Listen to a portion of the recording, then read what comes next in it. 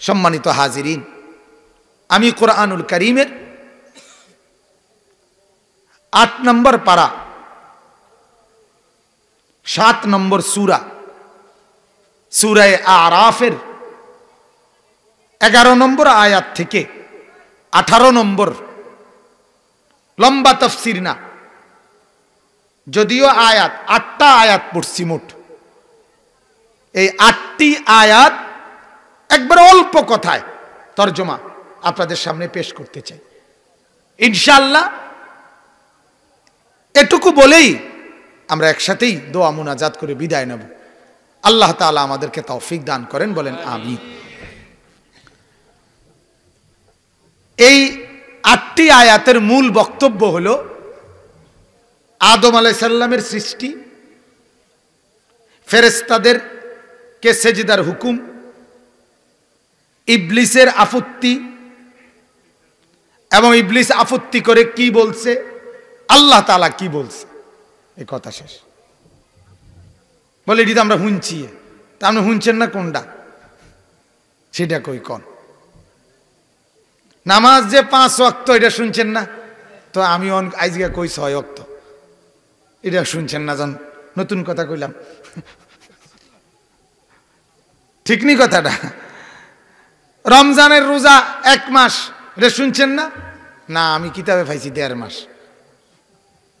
এই কথা কইলে হইবনি, কথা বলেন না কেন?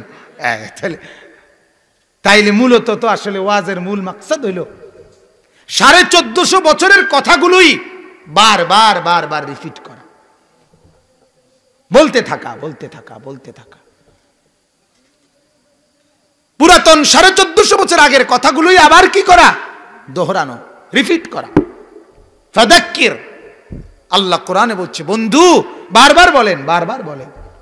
ফা ইন্না যিকরা তানফাউল মুমিনিন, যতবারই বলবেন ততবারই ঈমানদারের উপকার হবে। সুবহানাল্লাহ, এ শুনবার তো নেকি হবে, সুবহানাল্লাহ বলারও তো নেকি হবে, হবে না? আল্লাহর আয়াত শোনার ফায়দা হবে না? আল্লাহ তাআলা বলতেছেন ওয়ালাকাদ খালাকনাকুম, আমার বান্দা শোনো, আমি আল্লাহ তাআলা তোমাদেরকে সৃষ্টি করেছি। সুম্মা সাওয়ারনাকুম, শুধু সৃষ্টি না, বরং তোমাদের এই সুন্দর আকৃতি, ডিজাইন, তোমাদের এই ড্রয়িং শরীরের, এটা আমি সাজিয়েছি। সুবহানাল্লাহ। এখানে আল্লাহ তাআলা এই 2 শব্দ দিয়ে আদম এবং আদমের সন্তান সকলকে শামিল করছে।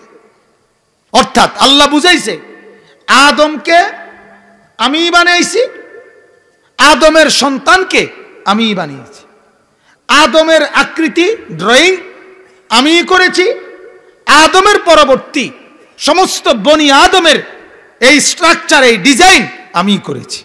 সুবহানাল্লাহ। আমার ভাই, এখানে শুধু একটা কথা শুধু বুঝা, তামাম এই সৃষ্টি জগতে আল্লাহর, ঠিক কিনা বলেন?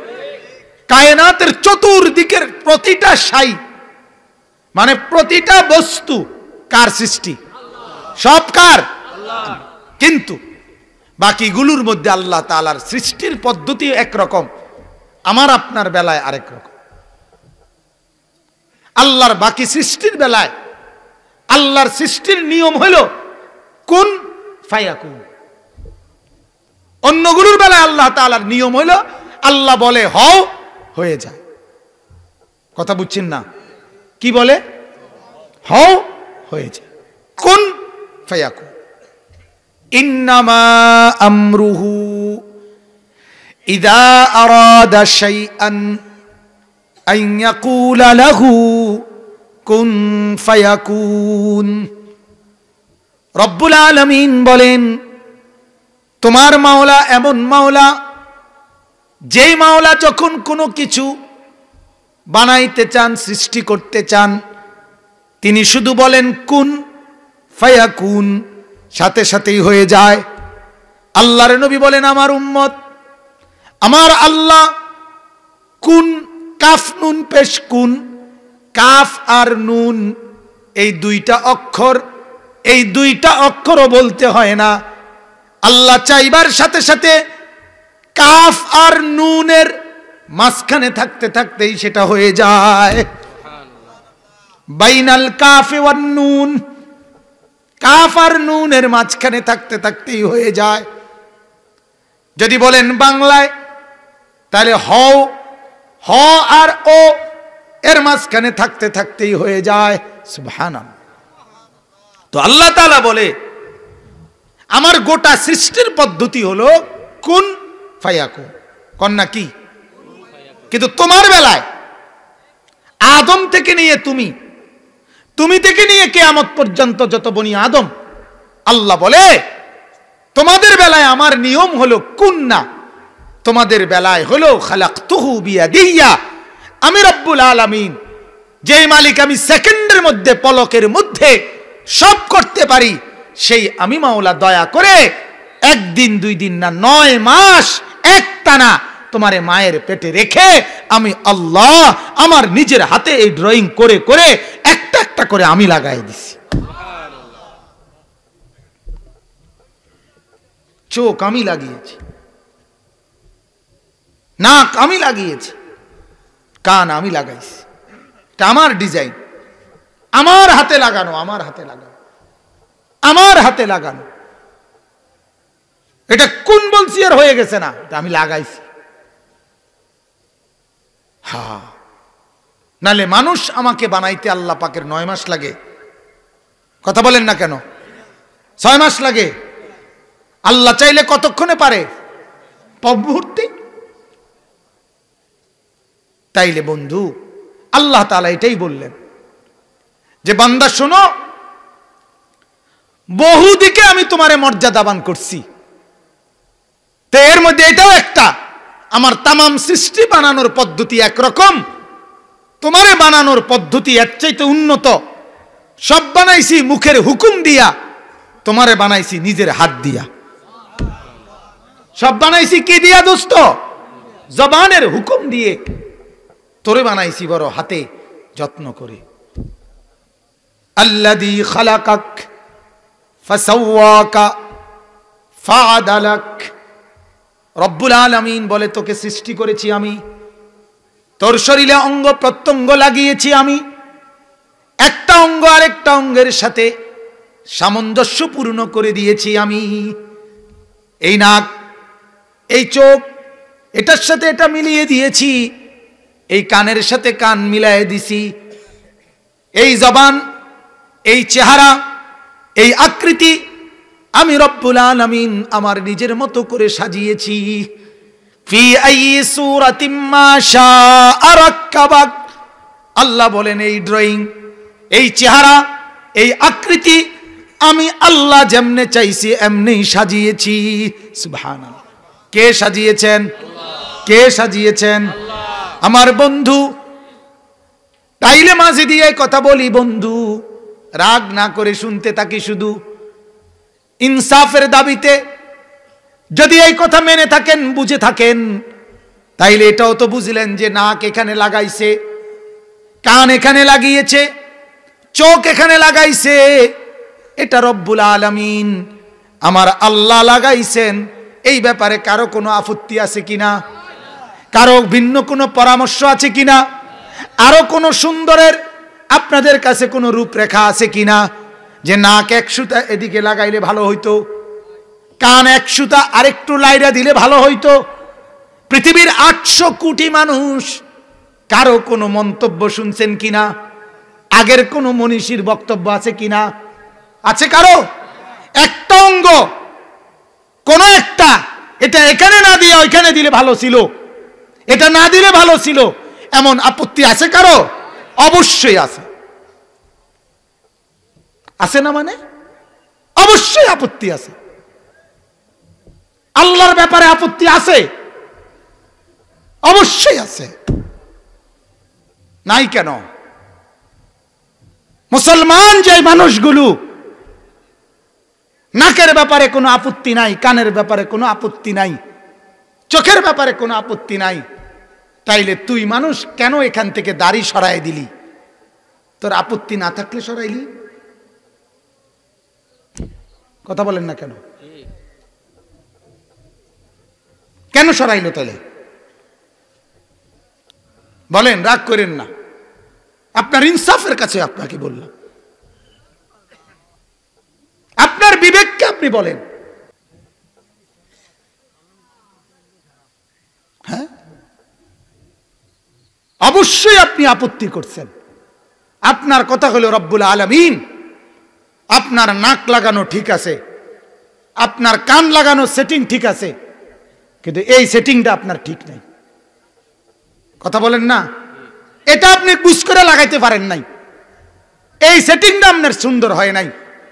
এই সেটিংটা সুন্দর করে দিছে আমারে নাফিদটা, এটা নাফিতে ঠিক করে দিছে আমারে। নাফিতে এটা বুঝতে পারছে আমার চেহারা কেমনে হইলে ভালো হইতো। হায় হায়, আল্লাহকে ছেড়ে সৌন্দর্যের জন্য কার কাছে গেলি মুসলমান?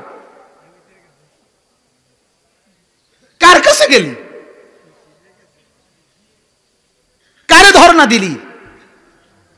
হায় হায় হায়,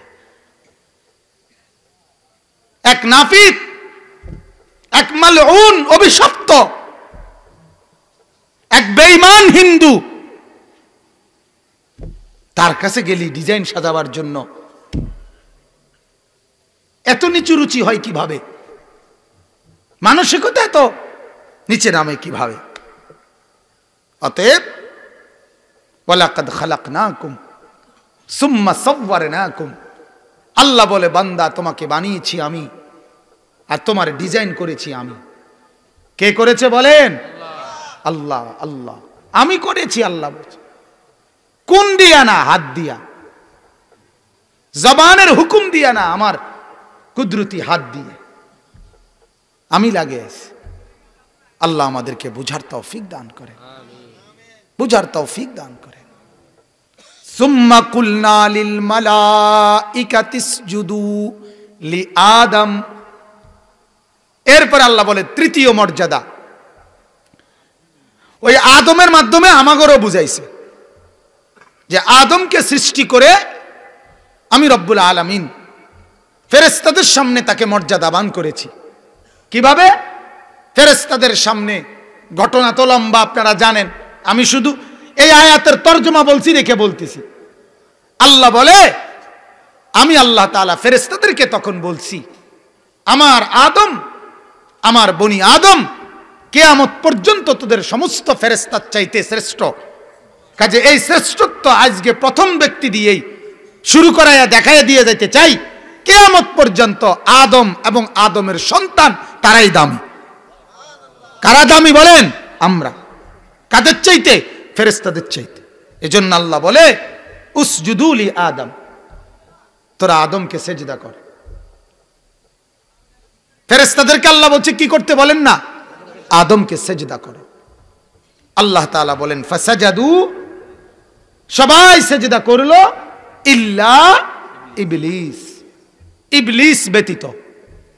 দেখেন বিস্তারিত খুব ব্যাখ্যা করতেছি না, রাত হয়ে গেছে দেখা, শুধু তরজমার মতো করে একটু একটু বলা, শুধু অনুবাদের মতো একটু বলা।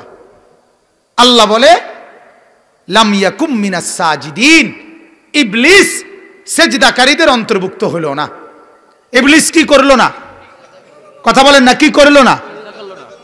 আর পাখিরা কি করলো?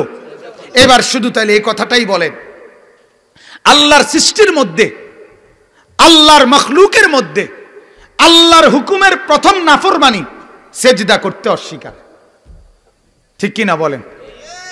প্রথম নাফরমানিটা কি হইল? কি করতে অস্বীকার করছে? কোন? হ্যাঁ। অতএব সেদিন শুরু থেকে সেজদা করতে অস্বীকারী মালউন অভিশপ্ত ইবলিসের অন্তর্ভুক্ত হইল, আর সেজদাওয়ালারা আল্লাহ তাআলার কাছে দামি রয়ে গেল, ঠিক কি না বলেন? আজকে পর্যন্ত, কিয়ামত পর্যন্ত আমার বন্ধুরা যারা সেজদা করে আরশ আজিমের মালিককে, তারাই খোদার কসম দামি। আর সেজদা যাদের কপালে জোটে না, তোরা পৃথিবী তামামটাও যদি ভক্ষণ করস, তোরা যদি তামাম পৃথিবীর নেতাগিরি সবলস, তোরা নিকৃষ্ট ইবলিসের অন্তর্ভুক্ত, শয়তানের অন্তর্ভুক্ত। এবার তোর সার্টিফিকেট 18টা হট বেড়া, তোর ডিগ্রি তুই খা, তোর নেতাগিরি দিয়ে তুই খা, বাতে তো খাস আর কিটা। কথা বোঝেন নাই? হ্যাঁ, লাম ইয়াকুম মিনাস সাজিদিন। আল্লাহ তাআলা বলেন ইবলিস সিজদাকারীদের অন্তর্ভুক্ত হলো না। ক্বালা মা মানাআকা আল্লা তাসজুদা ইদ আমারতুক। এবার দ্বিতীয় কথা, দ্বিতীয় অপরাধ, যে সেজদা করে না সে অহংকারী। কথা বলেন না? যে সেজদা করে না সে কি? আরে বলেন না কি? সোজা কথা, একেবারে পরিষ্কার এখানে দলিল।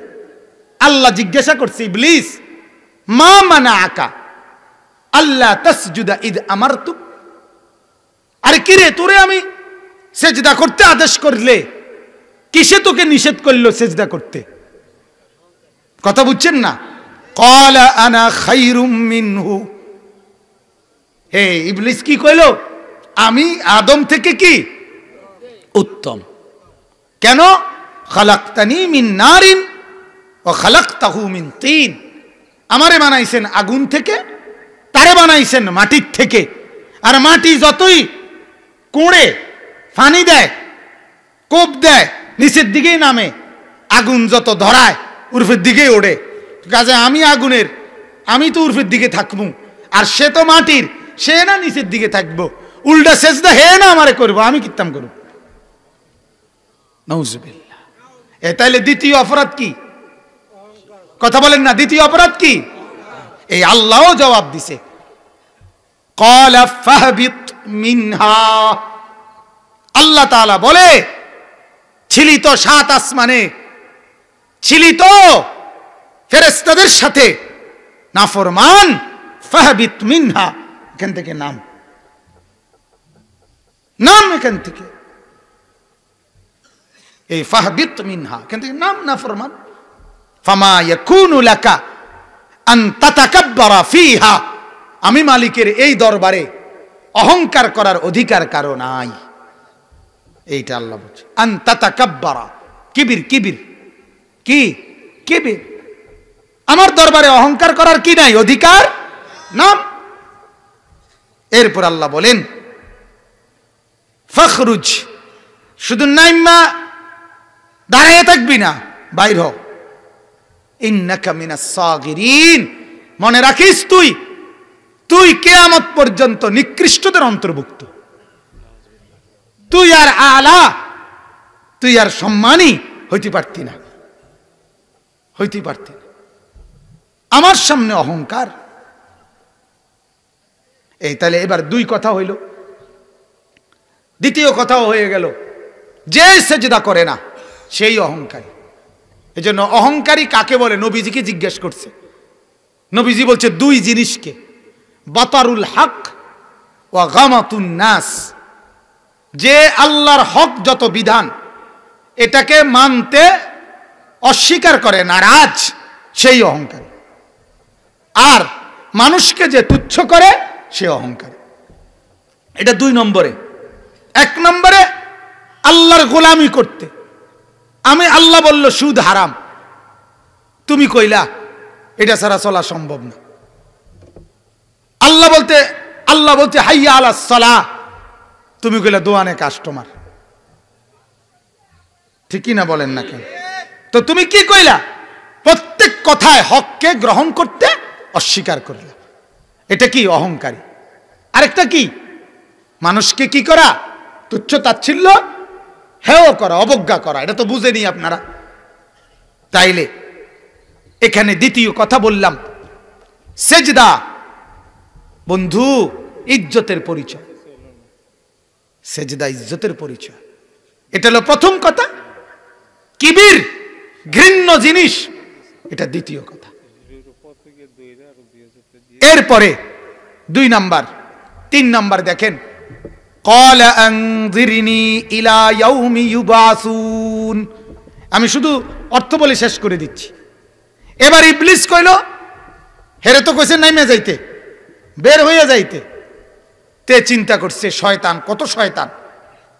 তে কয় আল্লাহ আমারে জায়গা ঠিক আছে, কিন্তু আমারে কিয়ামত পর্যন্ত হায়াত দেন। কেমন ডাকাত, বুঝছেন নি কথাটা? হে বুঝছে দুনিয়া থাকতে লাভ, মরলে তো পিড়া শুরু হইব। কথা বোঝেন নাই? মরলে কি শুরু হইব? এত বেলা যতক্ষণ বাচ্চা থাকতে পারি। হ্যাঁ, আমি এই জন্য অনেক সময় এটা বলি।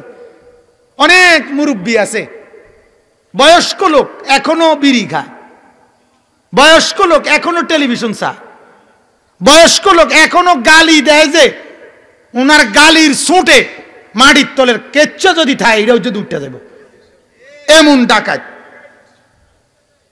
এখনো টেলিভিশনে নর্তকীর নাচ দেখে, আর কইলে হুজুর কিতা করুম, কোন রকম কবরে যাইতে হইছে।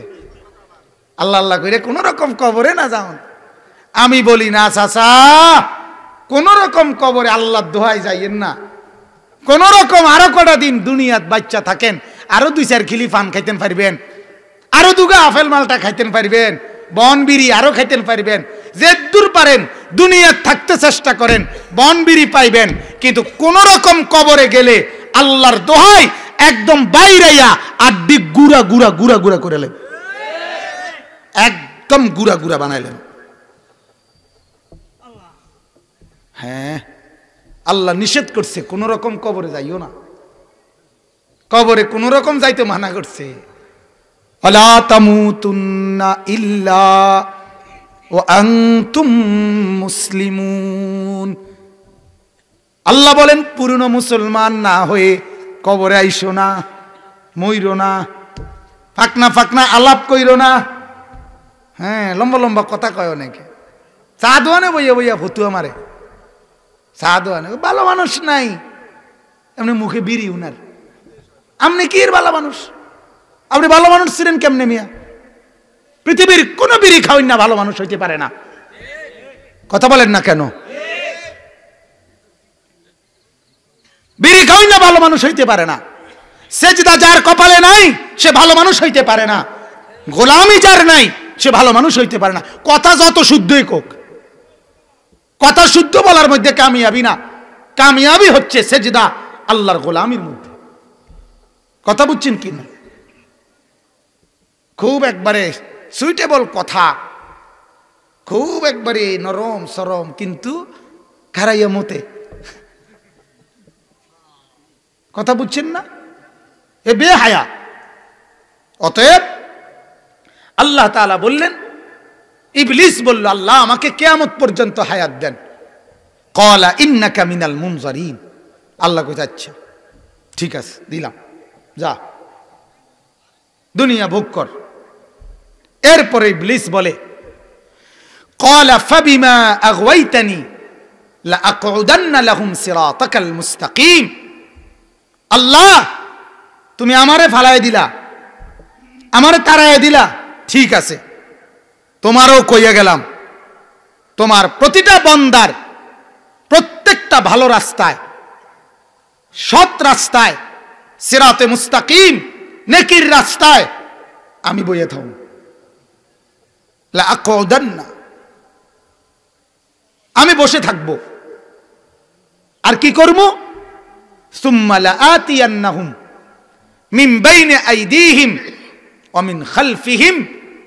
আমি প্রতিটা নেক কাজ করতে গেলেই আমি সাথে সাথে আইসা সামনের দিক থেকে, পিছনের দিক থেকে, ওয়া আন আইমানিহিম ওয়া আন শামাইলিহিম, ডান দিক থেকে বাম দিক থেকে, অর্থাৎ চতুর্দিক থেকে গুনার ওয়াসওয়াসা দিতে দিতে দিতে তারে আমি আল্লাহ তোমার রাস্তা থেকে সরাই দেব।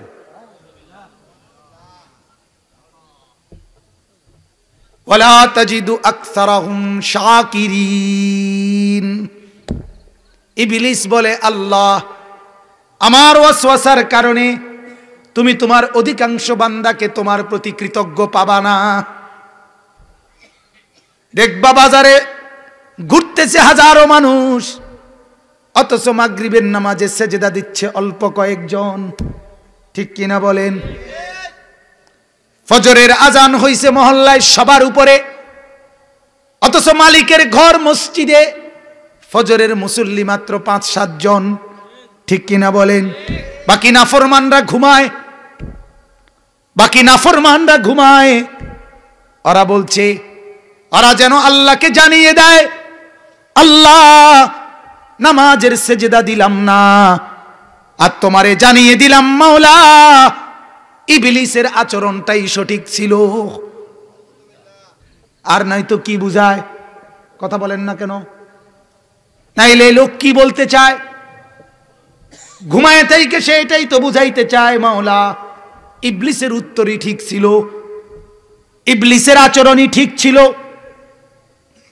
আল্লাহ তাআলা বলে, ঠিক আছে, তুই যেহেতু এটাই বুঝলি, এবার আল্লাহ বলেন এই শেষ আয়াত, ক্বালা খুরুজ মিনহা মাদউমান মাদহুরা। রব্বুল আলামিন বললে, ঠিক আছে, তোর যেটা মনে কই তুই করিস, তবে বাইরো। আর কথা কইস না, এনে বাইরো, বাইরো, বাইরো। মাদউমান মাদহুরা, এই কথাটা শুনেন। আল্লাহ বলে, ইবলিস বাইরো। মনে রাখিস, তুই সারা জীবনের জন্য, তুই চিরদিন ঘৃণিতই থাকবি, তুই চিরদিন লাঞ্ছিতই থাকবি। তুই আরো কিছু করলেও তোরে ইবলিসে কইব। আমার কথা কয় না? তোরে কিতা কইব? তোরে আর জুনায়েদ বাগদাদি কইতো না কোনোদিন, তোরে আর বুদ্ধিমান কইতো না। তোরে কি বলবে? হ্যাঁ, মাদউমান মাদহুরা, তুই ঘৃণিতই থাকবি, তুই লাঞ্ছিতই থাকবি, তুই সিল লাগিয়া গেলি আর কি, তুই চিহ্নিত হইয়া গেলি আর কি, তুই শেষ মনে করি।